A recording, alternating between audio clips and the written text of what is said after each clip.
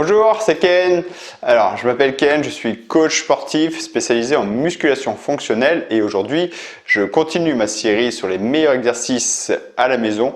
Donc, j'avais fait différentes vidéos sur le dos, les jambes, les épaules, les bras. Donc là, aujourd'hui, c'est sur les pectoraux. On va faire je vais vous présenter une multitude d'exercices sur les pectoraux. Il y a une multitude, c'est le mot juste, parce je vais vous montrer des exercices avec les haltères, avec les sangles de suspension et avec les élastiques. Donc, vous allez voir, il y a pas mal d'exercices à faire.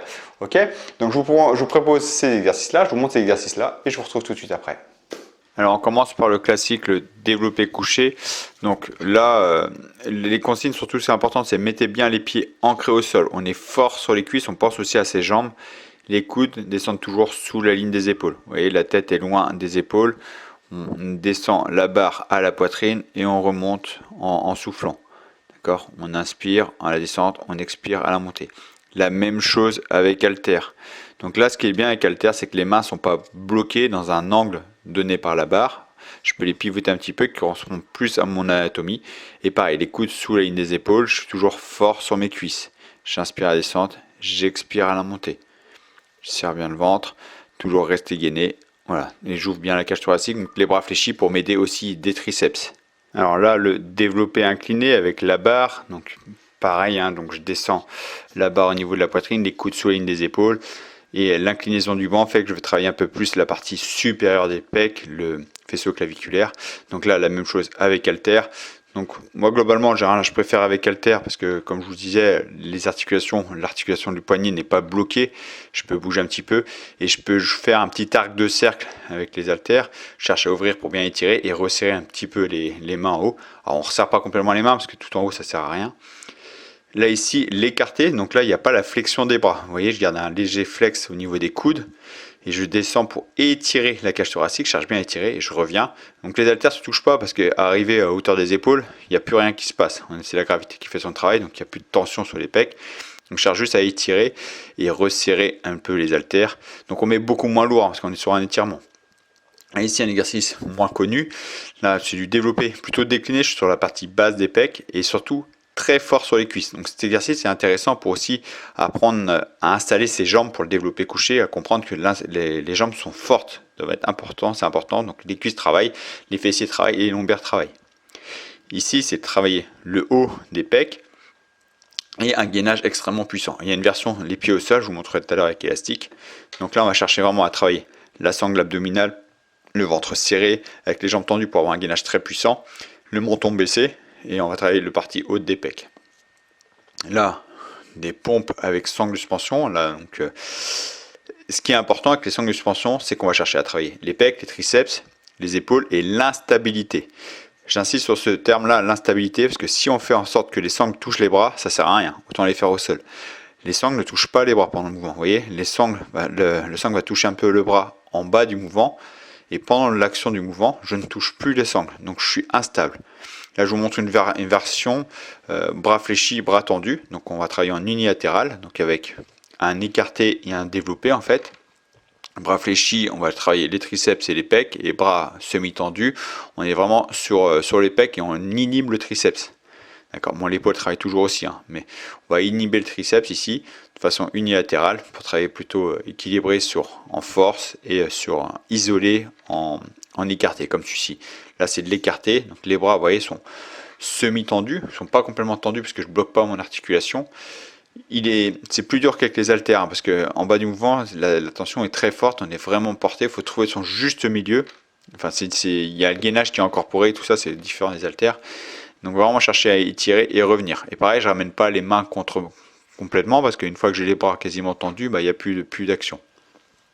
Là ici, les pompes avec les pieds dans les sangles. Donc l'objectif va être travailler la partie haute des pecs et les épaules.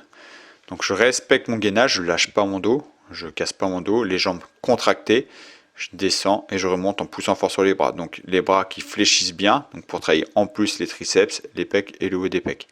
Là maintenant on va partir sur la partie sur les élastiques. Donc j'enroule les élastiques autour de la barre, je mets une jambe devant, une jambe derrière ou les deux pieds alignés comme vous voulez, c'est pour être sûr que mon bassin ne bouge pas. Je serre le ventre et là je tends les bras devant moi. Avec l'élastique sous les omoplates ici, je suis plus sur la partie haute des pecs, même des épaules. On est parti devant les épaules et la partie haute des pecs. Si l'élastique était plus haut, plus enroulé en haut, on serait un peu moins sur la partie des épaules. Donc là, vu que l'inclinaison, elle n'est pas tout à fait horizontale à moi, vous voyez, l'élastique il est en bas et moi je pousse un petit peu vers le haut en fait par rapport à l'élastique, on est un peu plus sur la partie haute des pecs et des épaules. D'accord, ça va remplacer un peu le développé couché. Donc là, comme on a vu tout à l'heure, là, les fesses levées, force sur les cuisses. Et là, je tends les bras au ciel. Donc là, la tension, vous voyez, l'élastique, il est au niveau du bas du dos. Et je pousse vraiment pas tout à fait en face de moi, ouais, pas tout à fait aligné avec l'élastique, un petit peu au-dessus de la poitrine.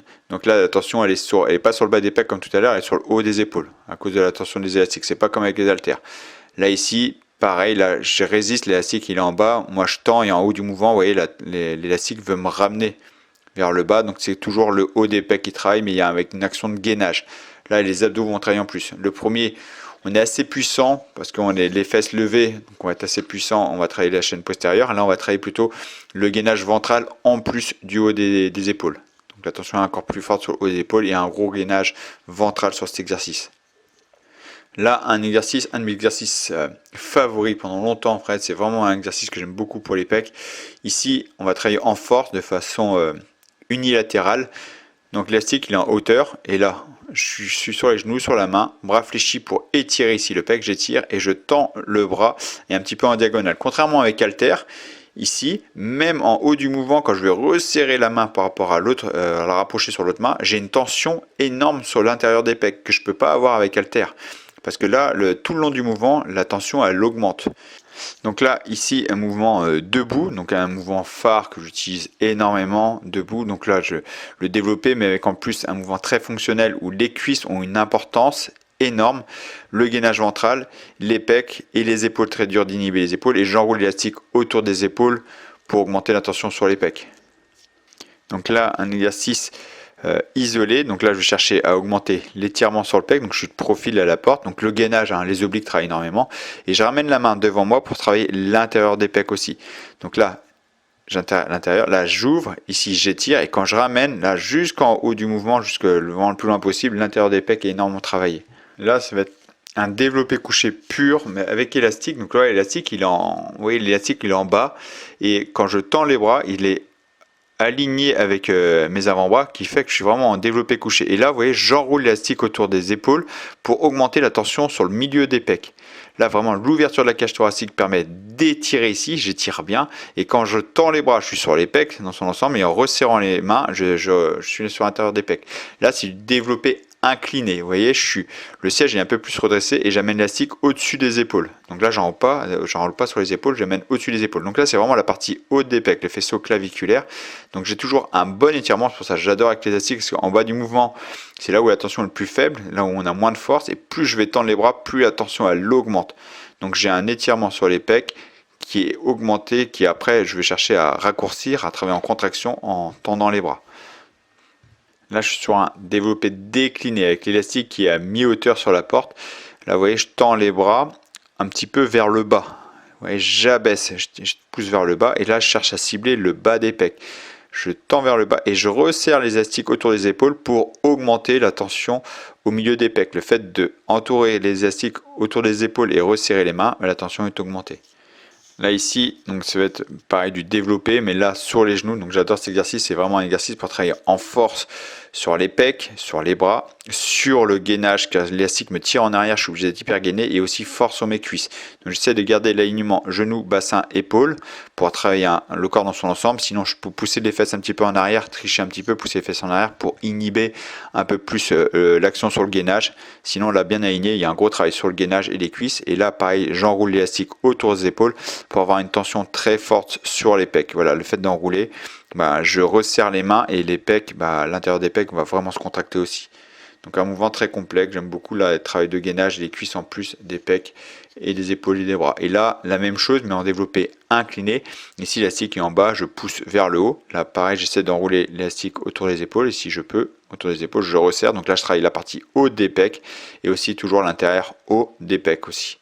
Donc là, et ici, en décliné, donc l'élastique est tout en haut, et là je pousse vers le bas, donc le décliné, je pousse vers le bas, et j'enroule l'élastique autour des épaules, pareil, comme vous avez compris, pour augmenter cette tension sur le milieu des pecs, et je pousse vers le bas. Donc je contrôle bien le départ du mouvement, pas étant porté par l'élastique pour protéger mon articulation, bras fléchis, et je tends. Donc les bras en haut du mouvement, les poignets sont jamais au-dessus de l'épaule.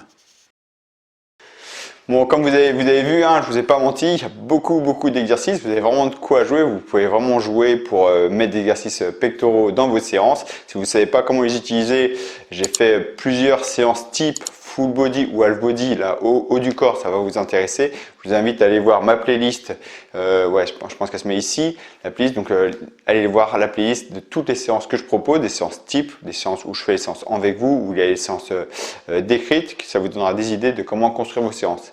D'accord? Et voilà, j'espère vraiment que cette vidéo vous a plu. Encore une fois, si elle vous a plu, n'hésitez pas à me le dire, à liker, ça fait toujours plaisir, à partager autour de vous. Et si ce n'est pas déjà fait, pensez à vous abonner aussi pour ne pas rater les prochaines vidéos. Allez, c'est tout pour aujourd'hui. Je vous dis à très bientôt pour la prochaine vidéo.